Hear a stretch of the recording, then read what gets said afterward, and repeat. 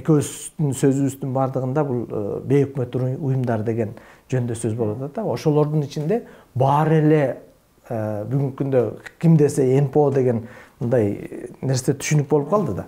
НПО баары байыртыштыгы деген. Бейөкмөт уюм дейбиз. Жак активисттер бул сиз менен биз дагы болуп калабыз. Эгерде мисалы үчүн айтайлы өзүбүз жашаган эле ушул имараттын ичинде бир абатчылыкты кыла турган болсок, же болбосо система бизде иштебей кала турган болсо, аны бириктирип өзүбүз чече турган болсок, же болбосо сыртка чыгып башка бирөөлөр менен келишим түзүп алып келе турган болсок, бул дагы биздин жарандык позициябызга тиешелүү болгон нерселер да. Кеп маселе мындай болуп атат. Жанагы бейөкмөт уюмдар ооба 3 адам биригип өз алдынча иш алып барса, демек бейөкмөт уюм. Эгер мамлекеттин алдында мамлекеттен акча албай же мамлекетке акча бербей иштесе. Макул. Кеп анда эмес. Кеп жанагы кайрадан мисалдарга келели. Батыштанбы, чыгыштанбы, кайсыл жактан болсо каржыланып атат. Кыргызстан сырт жагынан келген акча. Макул, ошол эле Россиядан алышы мүмкүн, Казакстандан алышы мүмкүн, Америка, Европадан алышы мүмкүн, иштеп атат.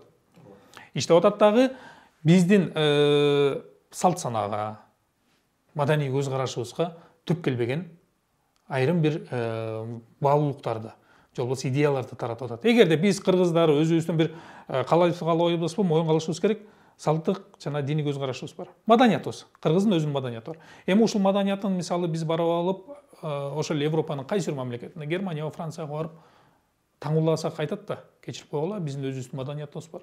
Мисалы ошол эле Францияга барып романтика шаары Парижде, романтика деп элестетебиз. Келгиле көчөдөн өбүшпөгүлө.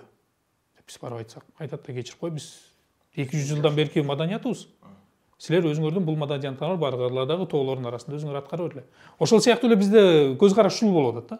Мисалы, ооба, Американын айтып атканы туура, бирок ал өздөрүндө туура. Европанын айтып атканы туура, Россиянын айтып атканы туура, бирок алар маданият өзүндө кармасын, биздин маданиятка тийишпесин. Биздин маданиятка деле, биздин өлкөдө деле кыла берсин, болгону буну жарыя кылып, элге таңуулабасын деп атат. Ушул жерге келгенде жанагы 14 миң бейөкмөт уюмдун 14-15 гана саясатташкан деген бар. Так ушул максатта.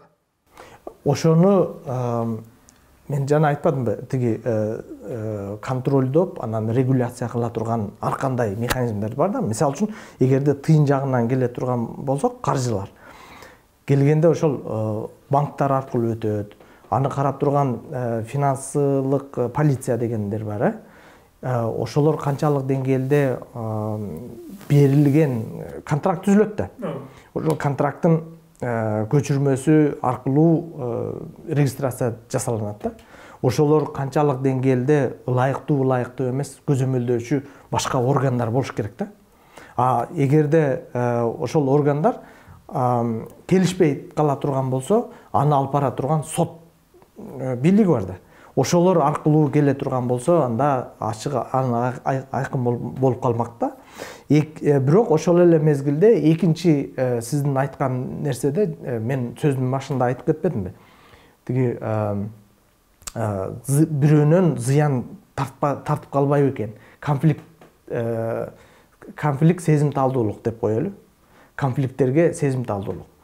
Биздин жасаган жумуштарыбыз ошол жасалып аткан коомчулуктун ичиндеги жалпынан алынган көз караштар, нормалар, ошолорго дал келеби, келбейби, кайсы жагынан каршы келип калышы мүмкүн. Ошол нерселерди дыкат ойлонуп туруп, анан кийин жасаш керек. Албетте, бул биз өзүбүздүн бирок жанагындай дал келбей калган учурлар бар да. Дал келбей калган учурлар болсо, андай конфликттерге алып барбаш керек. Эгерде андай боло турган болсо, аны тескөөчү дагы башка уюмдар бар да, мамлекеттик. Ошолор аркылуу контролдош керек.